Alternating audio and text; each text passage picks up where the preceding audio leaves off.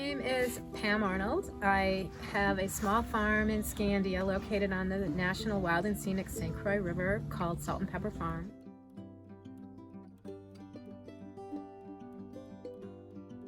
I've been here since about 1990, but living here since 95.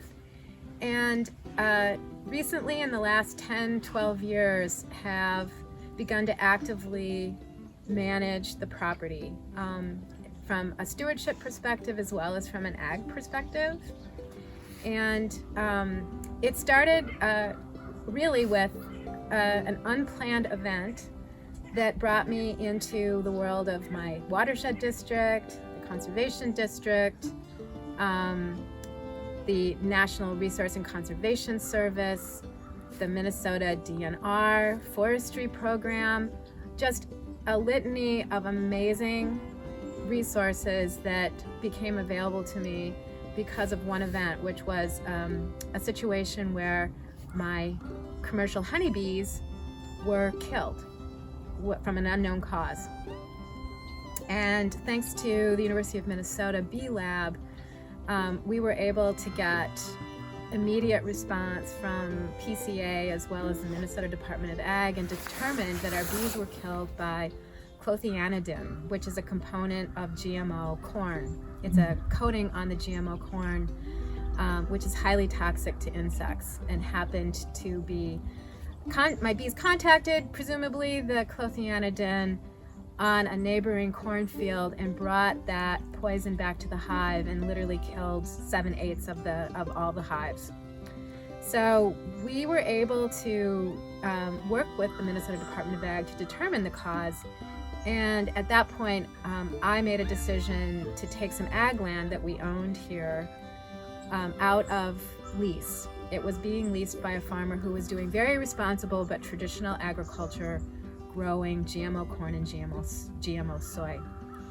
And in that relationship, I felt very lucky because he was a very conscientious farmer, but we couldn't really agree on letting us know when and what was being applied to the soil and the plants on that space. So, not knowing what the future would be, the watershed district, the Marine Carnelian St. Croix Watershed District, where I live, that's my watershed district,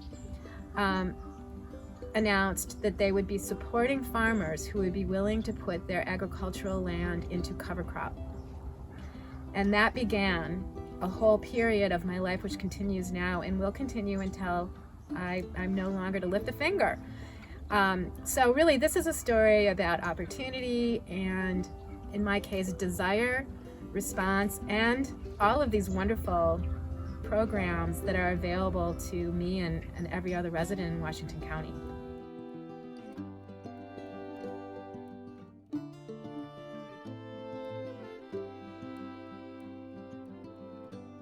People ask me what I grow.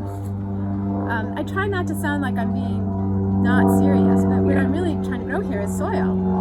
And agriculture is a way, a means of growing soil, like all the facets of agriculture. In this case, it's practicing no-till, cover cropping, practices that I am happy to say anybody on any scale can adopt. If you're establishing a garden and you're having trouble with weeds, cover crop. If you want to build topsoil, cover crop. These are principles that can be adapted on any scale.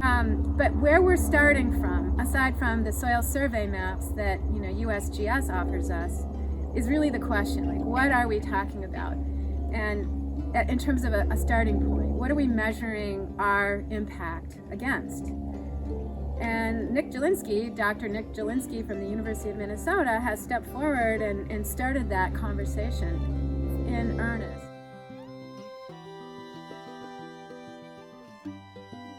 Knowing that there are 5 known soil types out there, with Santiago silt loam being the base soil.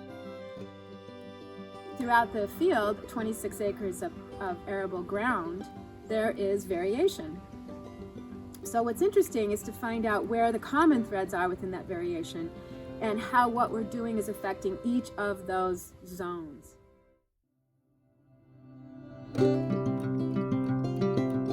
So that's kind of where we're going next, is to do some micro soil sampling. We're also interested in water quality. So we want to make sure that we're not sending water off the field. We're trying to retain water. And already just keeping that field covered, which is the main thoroughfare of water moving west to east, right into the ravine system, right into the stream system that feeds the St. Croix River. We already know just by observation that much less water is leaving the field than has ever been true. So a lot's going on, and it seemed like a simple linear process when we started, but what I'm realizing, it's really lifelong. It's going to go on far beyond my life. And maybe 5-10 years, we will actually see some measurable change. So that's the goal. The poplars back there define kind of a wet area that used to be cultivated. It's almost like a lobe of space protected by this really significant geological feature on the property, the ravine system. Because we're on the plateau, a little bit like the Driftwood. So this treed area marks a really beautiful and interesting ravine system.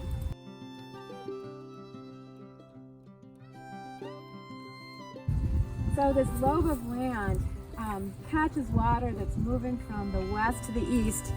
And since we've had increased bituminous surface additions in Scandia, a lot more water coming from the west. It's Santiago silt loam in general, but then there are these specific areas that have a slightly different topsoil profile. So cranes were nesting over in that corner. There are pheasants out here and in the forest edge. It's just so exciting that I don't ever want to mow this again. I have to mow it. I'm going to burn it, actually. My plan is to mow a fire break and do a burn in November.